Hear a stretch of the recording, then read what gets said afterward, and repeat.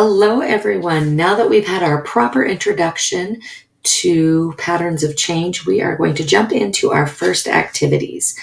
So if you will turn to page 23 of your book, we have a poem on the pulse of the morning by Maya Angelou. And this is going to help us learn about grammar and vocabulary.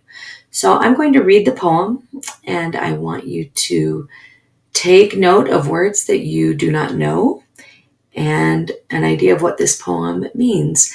And after we spend some time categorizing different words and diving into the vocabulary, we will come back to the poem and really take it apart and understand its purpose and its message. So, on the pulse of morning.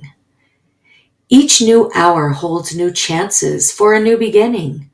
Do not be wedded forever to fear, yoked eternally to brutishness.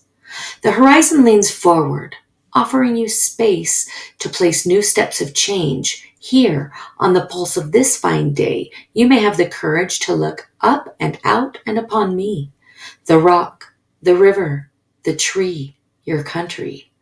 No less Midas than the mendicant, no less to you now than the mastodon then. Here on the pulse of this new day, you may have the grace to look up and out and into your sister's eyes and into your brother's face, your country, and say simply, very simply, with hope, good morning. So again, we will come back to the meaning of this poem after we do some activities with it. So first, if you can turn to page 25, you have a word sort. We have 40 words here, and many of these words were found in the poem. But the activity is to take your scissors. This is your book. You can actually take this page out and cut this page apart. Cut along the lines to make 40 small strips, each with one word. Sort the words into piles based on the similarities you see among them. Be prepared to explain why you grouped the words as you did. So this is an individual activity where you get to take a look at the words and form your own piles. So I'd like you to form at least 4 different piles. You could go up to 6. But after you do so and sort the words, then I'd like you to create a flip grid and explain why you put the words into the piles that you did.